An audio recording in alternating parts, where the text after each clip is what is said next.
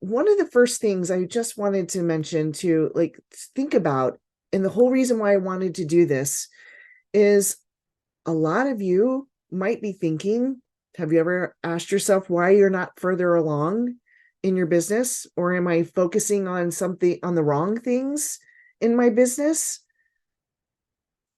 Do you ever feel like that? You can put your hand up physically or also in the chat. It doesn't matter. Those things happen all the time, right? So you're not alone. Most businesses focus on the wrong things. And I think that's what I want you to be able to realize, that you're not alone.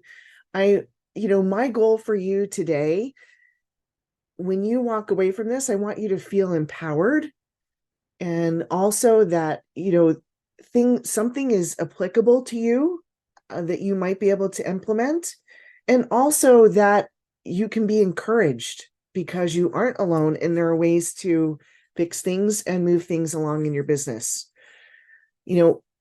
Most businesses focus on the wrong things. Most of them focus on revenue instead of profit, which will always lead to a lot of stress that can come along. So I'm going to show you how you can kind of change that today and see the largest impacts on your profits. So before we get going, I always like to do a chat and ask a group question. Okay. So in the chat, tell me, how long has your business been operating and what milestones have you achieved so far? Kate, I chase shiny objects. Squirreling. I'm definitely a squirrel here. So tell me how long you've been in business and what milestones you might have achieved so far. And the milestone really depends on you. It could be a milestone of money. It could be a milestone of, people, clients, or where you've been and you think you've achieved something in your business. Let's encourage each other by lifting each other up. Mayuri, yes, 13 years. And then software, yeah, 3 years. And it took 2 years to get it into place. I mean, you're still doing stuff, which is amazing, but yeah, it takes time. It really does. I wish it was as easy as designing florals. Yes, so true. Operating since 2015, Kate, and then you moved from your garage into studio space. Fantastic. That's always cool. It's great to know where other people are too, because then you can feel like, okay, gosh, this is new for me, or wow, I've been in this a while, but other people have too. It's good to feel like you're not alone. Oh, awesome. Patricia, there's a keyword, loyal clients in 2020. Awesome. Okay, and Allison, 11 years, 3 years alone. I survived the pandemic and was published in SMP. That's great. That's perfect. Style Me Pretty. For any of you who aren't familiar with that, maybe outside of the US. Fantastic. Yeah, and Patricia, put where you're from so everybody knows. I think, and Allison said you're from Temecula, California. Kate is up east, Connecticut. Yep. Mayuri's in New York. Perfect. Yep. Patricia's in Romania. Perfect. Well, great. And then is it Melanie that joined? Melanie, I'm just asking everybody to put in where they're from. Yes, I'm just writing. Awesome. Okay, good. Okay. Fantastic. So glad you're here. Nice to see you. Nice to see you too. 5 years.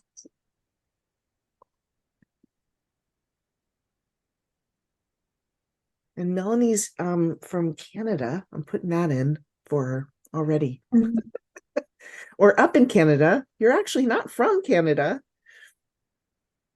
No, I'm from Croatia originally. Yeah, I'm immigrant to Canada. Yes. Yeah, and I have my store I'm in floral business 25 years, and I have my store since February 2020. Yeah, Awesome. we just opened the second location this week. Fantastic. That's so good to hear. Way to Yeah, go. I yeah. So be we back. are kind of doing well, but mm, not so. I Okay. don't know how to say, but yeah, we are struggling sometimes. Yeah, Well, I'm so glad you're here. Thanks for joining. thank you. Well, I know a lot of you, may know who I am or a little bit more about me already, but I just figure it's probably good to let you know in case you don't know much of my background. I've been a creative entrepreneur for over 35 years in retail, wholesale, and distribution, and also in the educational arena, especially in the floral industry. I am, besides being a floral designer for that long, an entrepreneur, I've also am a speaker, an educator, and author.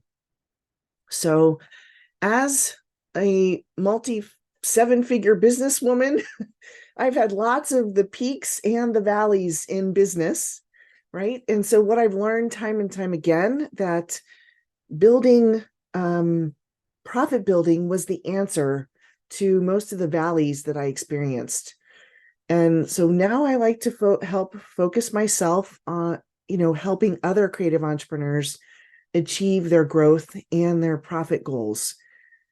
My experience, along with those proprietary tools that I use, and I'm going to share one today, basically set it up for you to be successful, so that I can guarantee results for the people that I work with, which I really enjoy doing. But I'm going to go over what I'm going to cover today. And every month, I'm going to really try and keep this just to an hour, as if you were going to have your lunch and you just wanted to learn something and get feedback and be with like-minded people. So some of what we're going to cover today is why businesses don't often succeed, 3 of the most important numbers that you need to focus on in your business, the one component that will change everything in your business once you start to realize it, and how you can get the results fast. And this first one that I'm doing will kind of set the tone, so that when you start to see some of the foundational strategies I'm sharing, these are the strategies that we're going to concentrate on in small snippets throughout every month. I also want to share how you can get the results fast. Now, again, I said earlier, I'm going to save the chat and share the chat with you too. So if there's things that you put in the chat, or you want to get to know each other and you want to be able to follow up with someone later, feel free to do that. It's great for you to be able to communicate with each other. And we're from around the world, so it makes it even better to interact with each other.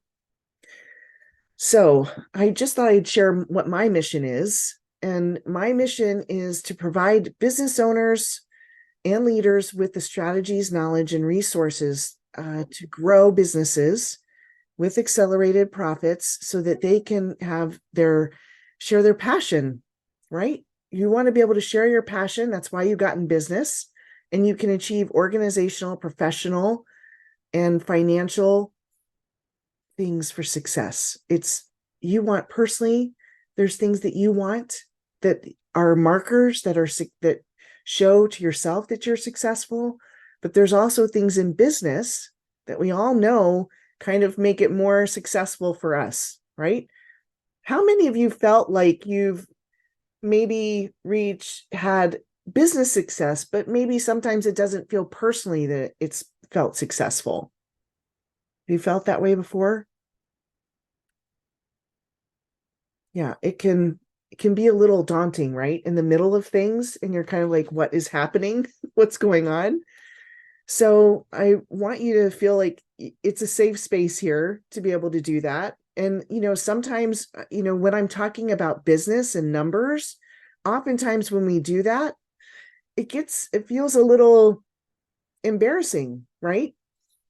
Not everybody loves to share their numbers. And so I'm here to say, I've got numbers, I'm going to share numbers. And so you don't have to feel, what's the word? Vulnerable, but I want you to share that the numbers are the success to your business every time. So we get to dig into it a little bit more. Let's look at what happens with business, right? So once we talked about my why, I want to talk about with you, what is it that is my why here is because 33.2 million small businesses in the US, and that's pretty much where I just looked up for the numbers. These are why we make up the major amount of business in the world, but mostly just within the United States, there's 33.2 million small businesses, and most of them are 500 employees or less. How many of you have 500 or less employees? Right? We all do. But we're the backbone. We're the backbone of economy. So when you look at it that way, it makes you feel a little bit more confident in realizing, okay, that works. But here's why my why kicks in. Over 99% of all of those businesses 81% of them have no employees. So they're just single business owners, which a lot of us are, and they maybe have one or two, right? But 20% will fail within the first year. And then generally almost 50% fail within the first 5 years. So a lot of you have been in business longer already. And I say kudos to you because you're over that 50%, which is huge, right? So huge applause for you, because that is good. That is really good. And those of you that have only started in, a recent business, then you realize, okay, you're still here even after the first year. You don't even fall in that statistic.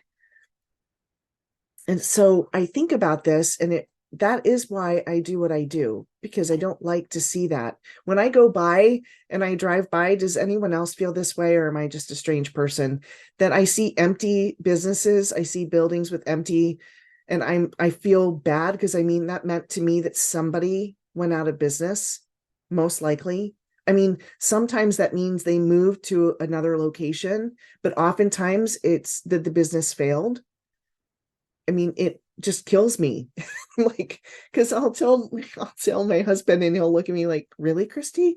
And I'm like, okay, for you, it's dead cats and animals on the road. For me, it's the businesses that went out. We have different things that we care about. For me, there's something that hits me when I see businesses going empty. So only 25% of small businesses survive to the 15-year mark. That's a small number, because you think about all those people had dreams, right? We all have dreams. That's why we got in business. So what do you think? Let's talk about this.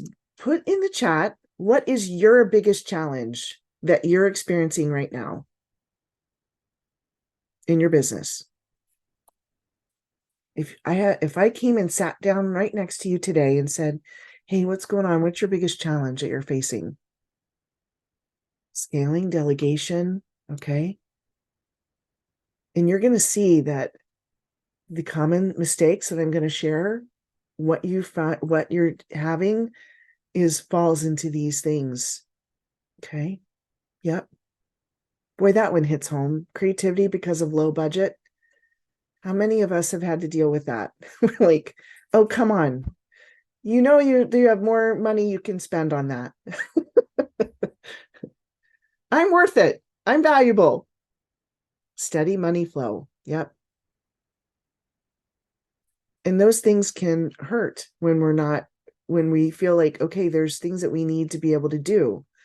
So here are the common small business mistakes that I see. This first one is a lack of a strategic roadmap. And what I mean is that you haven't really figured out where exactly that you're going, pinpoint what you're looking for. And you kind of are looking at that going, okay, what does that mean? So when you fall up into that, a lot of times it's about your systems and how you're going to work things out. We just jump in.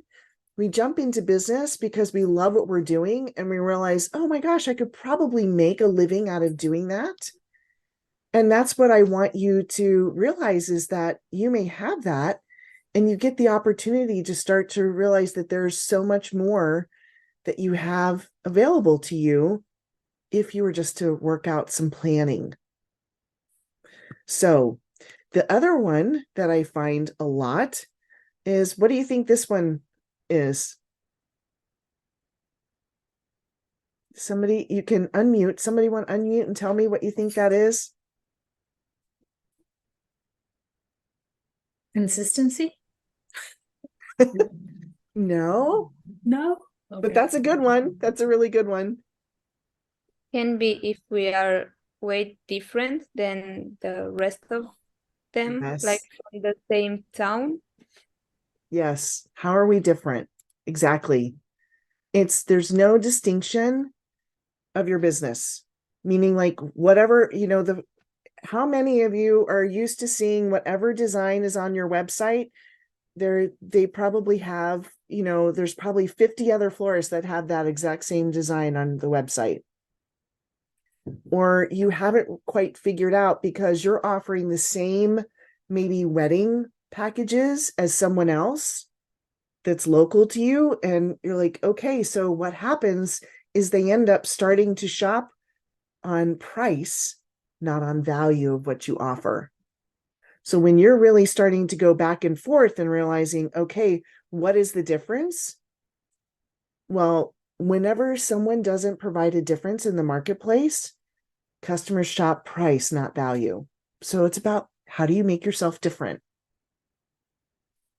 The next one is what I call, it's all about a strategy. And it's really about your failure to have follow-up strategies in place. Meaning that if this applies to leads, it also applies to sales. Most people think follow-up means, okay, somebody asked for, let's say you do mostly weddings and events. Somebody's come in and they've asked about a certain date available, or they want to sit down. And because you're so busy, you may not have the time to actually follow up until days after. It's a strategy around that because the money is in the follow-up and being quick on it. The other follow-up that I often see failing is the follow-up after the sale, because you can also keep a customer for life and get that client in other areas. So the follow-up might be, do they have another special occasion that they're going to order from you? Or have you connected with them to see if there's another opportunity to work with them again? Do they even know that they can work with you again? That's about the follow-up strategy. The next one would be and I said it earlier, is that there's a focus on revenue instead of profits. And, at the end of the month, you say you had a good month. And oftentimes, how many of you said, I had a great month, right? But you had a great month. Are you thinking about, was it the sales that you had? Or do you even know that, was it about the profits that you got at the end of the day? Right? So I want you to start thinking, okay, how can it be that I actually focus more on the profit that I made that month than the revenue that I brought in? Because there's a saying that we like to use as business coaches, being like, revenue feeds your ego and it tells a good story, but profit will feed your family. And that's where it hits home. It gives you the lifestyle that you want. It allows you to do more for your people and yourself. So 82% of small businesses fail due to those mistakes. That's really important. And if you were sitting in front of me right now, I would have you look at your neighbor and say, did you fail in one of those mistakes? Did you make one of those mistakes? Because we don't want to look at each other, inward sometimes. But think about it. Has any of that applied to you? Do you feel like any of that applies to you? Because you're not alone. All of us have done those mistakes. I've even done these mistakes. The reason why I teach on these things is because I'm the first person that's done all of these mistakes. And this is why I'm passionate about what I do. So the reason why today is important, and I want it to do the kickoff for all these lunch and learns, is because the main thing here is we all get to focus on 3 numbers when it comes to our profit and loss statements. And I know you're probably like, oh, I'm a creative. I don't even like to look at those numbers. Right? How many of you actually love looking at the numbers? Kate, awesome. I love it. I'm very Anybody good else? at that. I have learned to love the numbers because it's like, oh my gosh, I can apply my creativity to this, because you really start to see when you do that, you actually get to feel that there's only 3 numbers that you have to, that really directly come up. Those 3 numbers, you've got revenue, COGS, and overhead. So the reason why those 3 numbers, all the rest of the other numbers are directly impacted by those 3. So if you thought about it and didn't think of any other numbers on your profit and loss, and you just focused on those 3, this is where you can actually do something about it.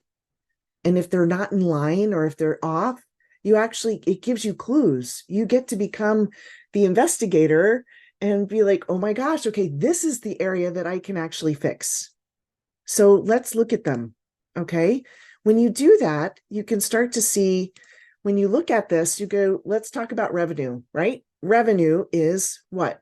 Who knows what revenue is basically? Your sales. Yes, your sales. So anything that you're directly paid for, right? The total amount of your sales in any period prior to any deductions that you may have. So it doesn't matter. It could be a period of time of a year or just a month or a quarter, however way you want to look at it. That's your total amount of sales. And you may be having sales in different areas of your business, but let's look at it all as one big number. Okay. When you do, it's what you collect. And it's also what indicates if your business can actually sell your services. That's all it indicates. It doesn't let you know that you're able to generate profit. All it does is say, oh my gosh, I can actually sell things. That's your number. Now, when you look at COGS, cost of goods sold, this is what's really important here, is these are all about incurred of what it takes to deliver on those products and services that you sold. How many of you get confused between COGS and overhead? I know I did for the longest time. Like, what is this number? What goes in this number? And then what goes in overhead? And I want to just make it as simple as possible for you today to kind of know that. So anything it takes to deliver your products goes into this area. Okay, so here's some examples. Your labor. So anybody that's designing your product or delivering your product is in that COGS. Also the materials that go in it, right? Any of your fresh product, your hard goods, all of that goes into it. Also scrap and rework. You know how many times you had to come back and somebody's asked you to redo arrangement, or you end up, they weren't home and your driver left it. And then you get called the next day and you realize what your driver did and you've got to remake another design. Or you were getting ready to deliver something for a wedding and then you realize that something wasn't done right and you have to go back and redo it before you go out for delivery. All of this is rework and scrap. It also includes everything you throw away. If you are having to toss flowers or anything like that. It's also your packaging. How many of you include your packaging in your pricing? Good. Because a lot of people, right? So oftentimes it's the little cardette that you stick into the arrangement. It's the cello that you're wrapping something in. It's the box that you're putting it in, right? And you're charging for your shipping, the shipping that it takes to bring in the product. Are you including that in the price of your products? And then the delivery? Yes, I even charge for yep, that's perfect. That's the way you go. Charge for the box that you're delivering. Yes, amen to that, Mary. And also commissions that you're giving to salespeople, which you wouldn't generally think of if a salesperson is down in the overhead because they're just selling there and you pay them no matter if you get sales or not. But if you're paying a commission to that person, that goes up in your cost of goods because you're actually paying something on something you sold. So these all increase, cost of goods increase when your sales increases. When your revenue goes up, the COGS go up. Now, let's look at overhead, okay? Overhead are the costs that you have no matter if you make a sale or not. So it includes your mortgage, your rent, your insurance, your utilities, your office supplies, maintenance that you have. If you have a janitor come in or cleaning crew come in, or if you've got expenses, these are the things that happen no matter what, and they reoccur. They're coming up all the time. So, and no matter what, it will always be consistent no matter what the volume of your sales. Does it make it clearer how things do? I know that what would come up for me oftentimes that if I was working on my books, I'm like, I don't even know what I'm supposed to put in here, right? So again, I just want you to realize the only three numbers that you need to focus on are those three numbers. So think about it. How do you get results then? Well, when you do that, I look at the profit growth calculator, okay? And when I think about it, your growth can be exponential when you focus on certain things. So in this chart, this calculator, I just want you to look at most of these 5 things areas here are really the areas that we can focus on. So everybody wants more leads, right? Who of you does not want to lead new leads into your business? Okay, no hands were raised, and I'm really happy about that.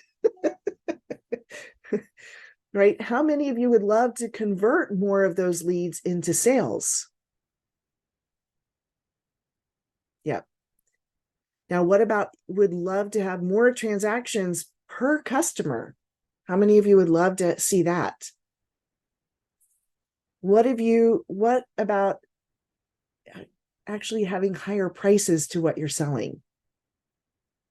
How many would love to see that happen? And then how many of you would love to see more gross profit, which means my cost of goods would cost me less and I would actually be able to make more? Perfect, right? So when you think about that, let's look at this and see how it plays out if we were to do that. So let's say right now our baseline is that we had 1,000 leads coming in, and then we also always had a 25% conversion rate. We knew that from every one of those that come in, we're going to make about 250 sales. Let's say annually, okay? And then from every customer, we have an average of 10 sales right now per customer. And each one averages about $100. Think of this on a retail level, okay? And then that equals and gives us about $250,000 in revenue. So if we average about 25% of that is our cost of goods. let's look at what would happen if we were to have exponential growth here and we added a 10% increase just in this alone. So let's say that we did that and the leads became 1,100 leads that came in. Then our conversions went up to 27.5. Look how many more sales we would have just by that 10% increase. Now let's look at it if we were to have more transactions. 10% more transactions would just be 11 transactions, which is okay. But then let's say we raised our price to $110, and then we had more revenue. Look how much the revenue increased just by doing that 10%. What if you reduced your gross profits, your COGS, and you ended up having more gross profit and that went up? Do you see that what that equals? Just a 10% increase in all of those 5 areas gives you a 62% increase overall in your business. That's staggering. So what I want you to even look at is what if in the next year you had a 50% increase? Do you see the difference in your profit? Incredible. Incredible. That gives you a 760% increase in your business, profits wise. So I want you to think of exponential growth, meaning these little things can add up. So like compounding, okay? Let's say that I'm going to give you a penny. I look at this in the best possible way, and I don't know if any of you have ever heard of this before, but I want you to think about it. So if I gave you a penny today and you doubled it on day 2, how many pennies would you have? How many pennies would you have? If I gave you 1 today and you doubled it, how many pennies would you have on day 2? 2? Yep, 2 pennies. Okay, so day 2, you have 2 pennies and you're going to double it. How many pennies will you have? 4. Absolutely. Okay, perfect. You guys are good. Okay, on day 3, you have 4 pennies. And I'm going to say, okay, on day 4, you get to double it. How many pennies are you going to have then? 8. Because you go from 4, you're going to double it, you're going to go to 8. What if you got to 30 days, day 30, and you doubled every single day? How much would you have? I'm not even going to let you try. In 30 days, you would have $5,368,709.12. Is that insane? Put wow in the chat. So really want you to think about it. Yes. So, and if you don't believe me, go try it after today. You can go plug it into the calculator. It's so true. It's incredible. So that's what I mean by compounding. And so when you look at that, what it does is it creates a positive change for you in a fast way when you really do compounding growth. Okay. Well, if you do that also, it also says small changes in a few different areas can create large impacts in your business. And it also means that in your business, you can double your profits by 3 or 5% in just a few key areas can make a huge difference in your business. So I have a simulator that I use, and I'm going to see if I can share with you and I'm going to do this live, and I'm going to try to see if I can share it and then come back to the slides too. But it'll be interesting to do this. However, I want you to look at first, before we go over there, I want to show you on the left-hand side of the screen. Do you see how it says 1 through 12? and it's got cutting costs, market dominating position, compelling offers, all of those, right? All of these are foundational strategies that you can use in your business. And the whole reason why I say they're foundational is that all of these strategies that you implement in your business you can do that with zero cost, meaning you don't have to pay extra money for advertising or marketing, additional monies, and to implement these strategies. That's why they're foundational to your business. Today, I'm going to just use the amazing $1 million that everybody's always like, oh my gosh, I've got it. If I could just get to $1 million of sales, right? Everybody talks about that. However, I'm going to enter in what this looks like. Whoops. Sometimes my computer will do this when I start to put in the numbers. It freaks out. I've got a lovely Apple mouse, so it loves to do what it wants to. Okay, so I put in 50% gross profit margin and 10% net profit margin. Does anyone know why I use those two numbers? It is across the board. In the US, it's the national average. So that means that the national average of small businesses, of those 33.2 billion businesses that we have in North America, average only 10% net profit margin.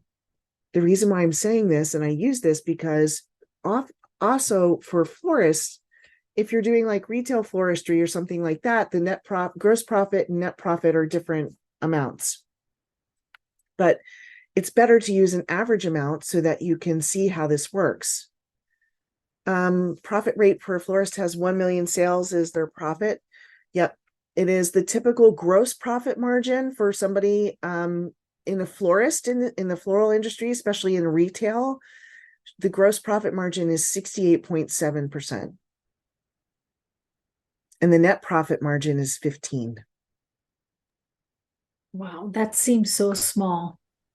Yes. But just think about it. That's the average. So that means that there's 50% below that, Mm-hmm. but there's also 50% that are doing way better than that. Right.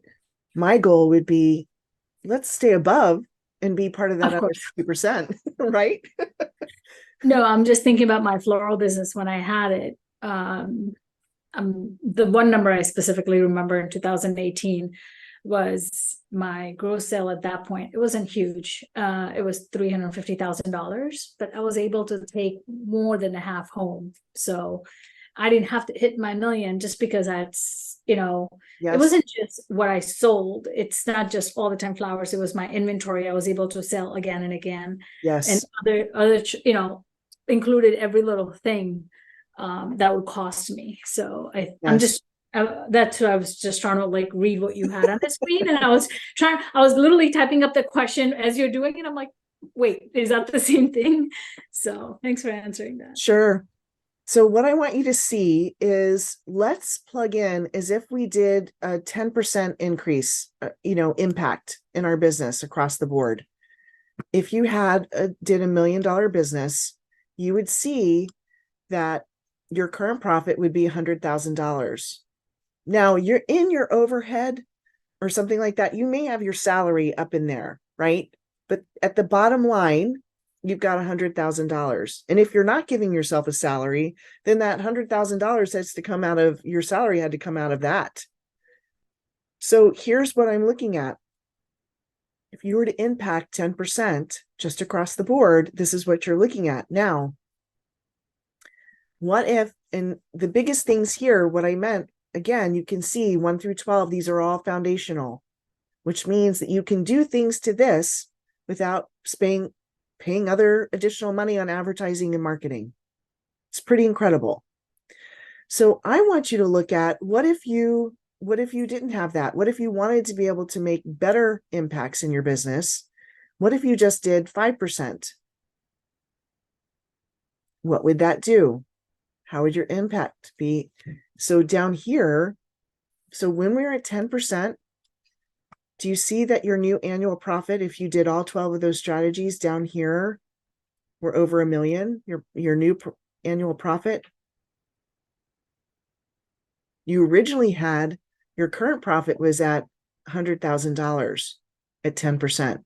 But if you just impacted all those areas by 10% over the course of a year, you could be over $1 million in profit. So again, let's back this down to 5%.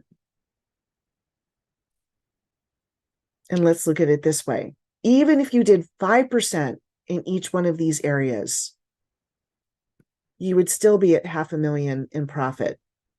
Let's say that, let's take this out, and let's say my first and second thing I always suggest is let's look at cutting costs, right? So what if you could cut your costs by, well, let's say 3.5%. Okay.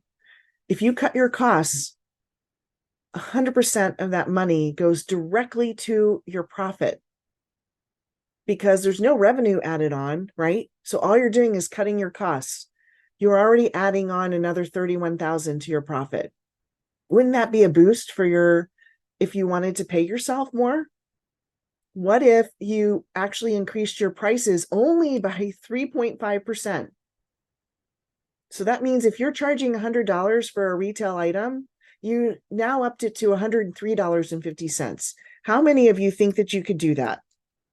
How many of you think that you could up your price by 3.5%? Is it kind of, maybe, sort of? Okay. It's scary when you think about it, right? There's people that get really scared by that, but think about this. Just with doing that, you've already added another 66,500 to your bottom line. The reason why you're not doubling this money like you were the other is because you still have your cost of goods to come out of that money, right? Mayuri, how often should one increase prices? I think it really depends on where you're at and where you always test.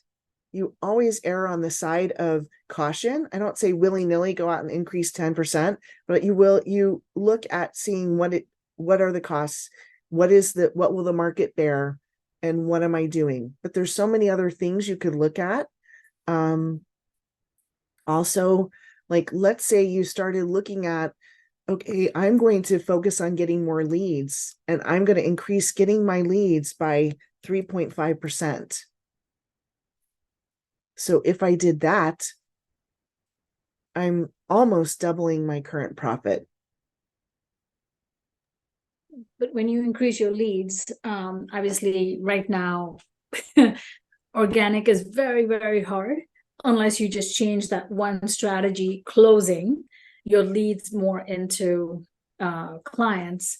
It's difficult to but then you're focusing only on getting leads through social media.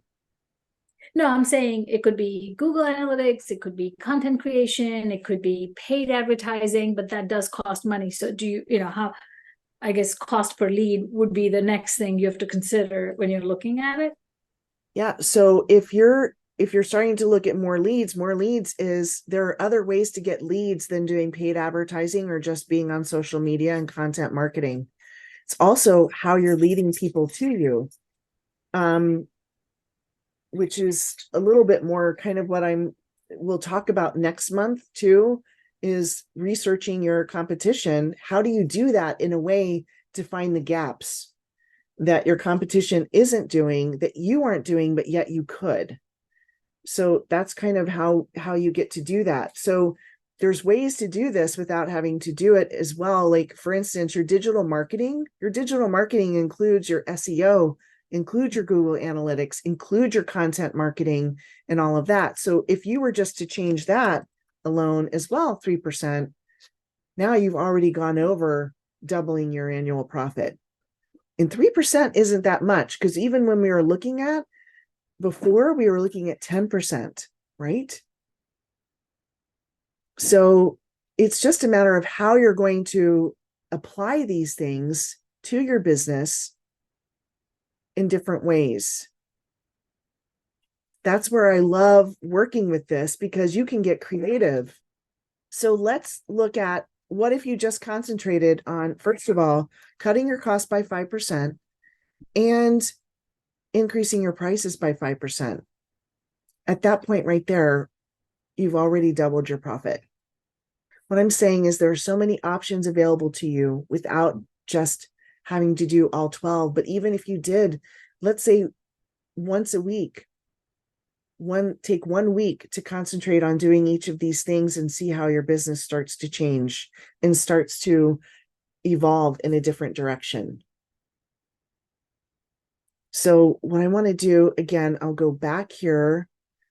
Does anybody else have questions? Mary asked a great question.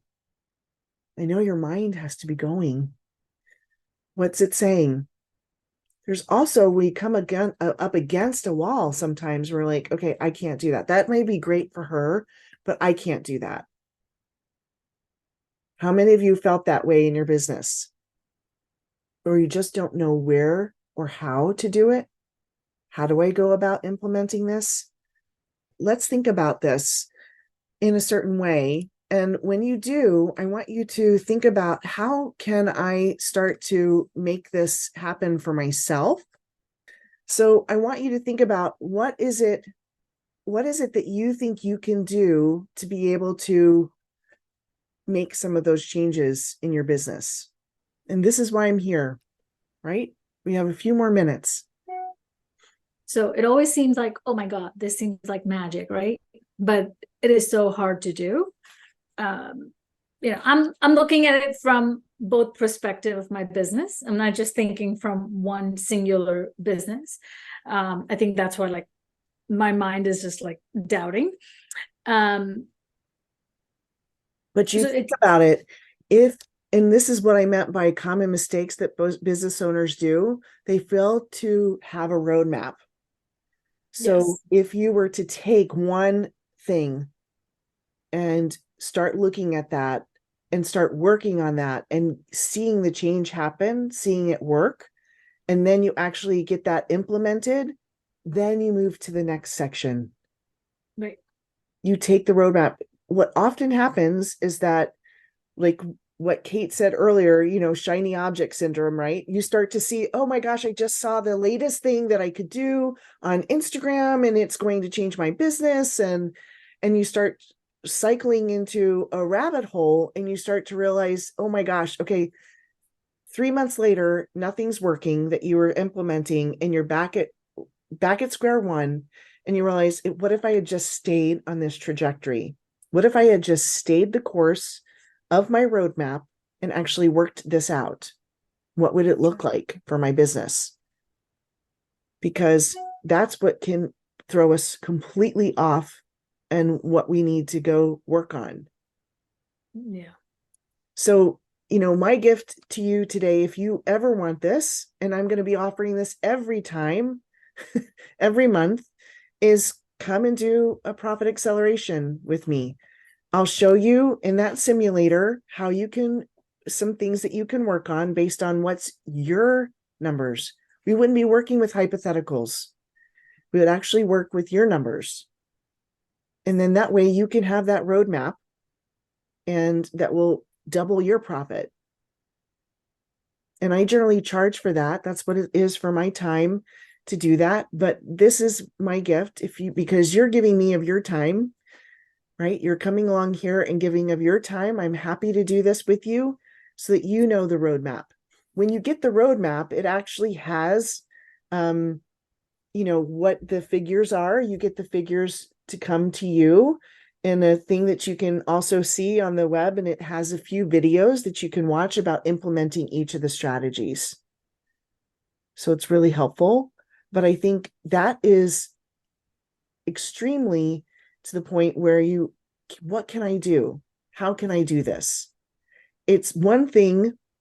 A lot of times, first of all, you get to know what, and then you get to know how. Because a lot of what we're always looking at as creative is, how do I do this? How, right? What's the newest technique for this design application? Because we all want to go and learn all about the design. But at the end of the day, if we can't manage our business to give us a profit, then we're not going to have a business. I have this thing on my desk that it says, don't wait until you have all your ducks in a row. Just start with one duck. Mhm. So that's all I'm asking you to do is just start with one duck and figure out what that means for you. Now, next month, I'm just going to show you next month thing is that market research magic. So it's part of one of the foundational strategies is market dominating position. And that in and of itself is there's so much to it.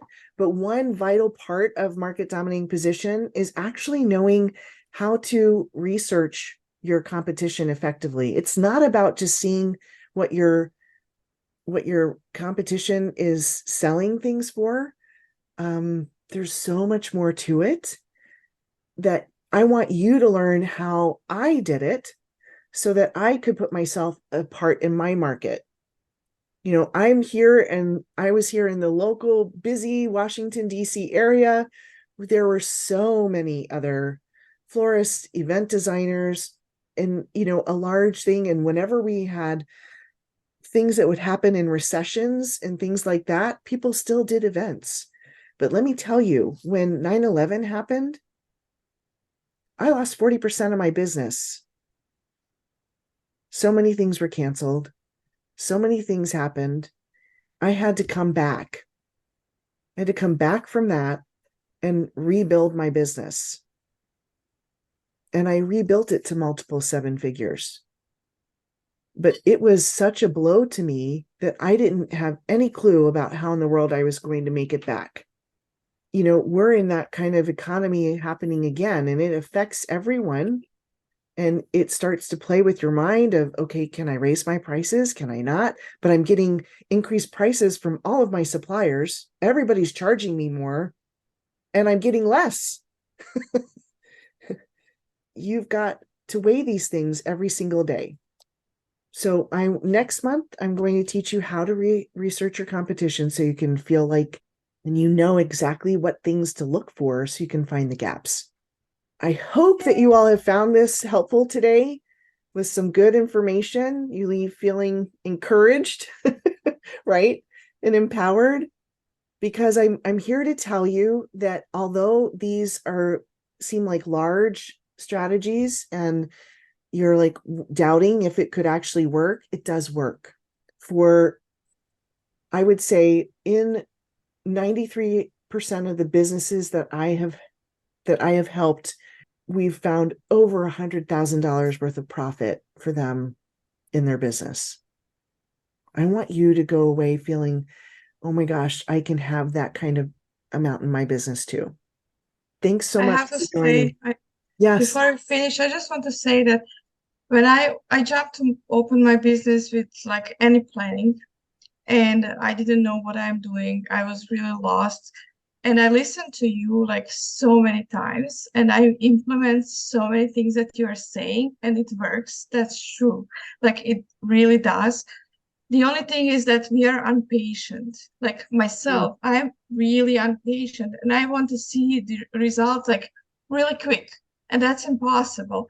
And then I calm down and I'm thinking like, okay, there is no results overnight, but then you are like kind of going slowly, and you take smaller steps, but you keep going, and then you again see some other people around you. Like this social media is like so wrong, like telling you stories that are not true, but we are impatient and we are thinking, oh my gosh, maybe it's true, maybe they're really successful. So we are, like myself, I'm jumping to some stuff and making like wrong decisions again, and then I'm like, okay, this is wrong, I should listen more carefully, like what Christy is saying or somebody else. Like this really does work, but it's all up to us how we want to approach that, like if we want to listen or not. Well, and it's all about our choices, right? Yeah. When we're responsible for our choices and we actually take the time to sit back and go, oh my gosh, okay, did I just do that? Did I just spend $10,000 on a magazine ad that it's not even to my right market? Yes, I did that. that's true. Yeah. And it's heartbreaking. Mm-hmm. I'm like, I would have done better if I had just taken that money home and put it under my bed than I would have That's true. instead of spending that money. So I'm here to say, yes, you're right. When you say impatient, the first thing that comes to my mind is, how long did it take you to get to the place you're at right now? And if you're not happy with that place, you can't expect it to change overnight.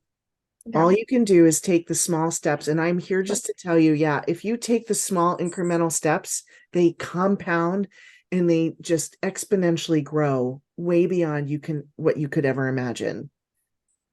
Yeah, I'm glad you found it helpful, Melanie. I really am glad to hear I that. really am. I really am. Thank you for that. Sure. Thank you so much for joining.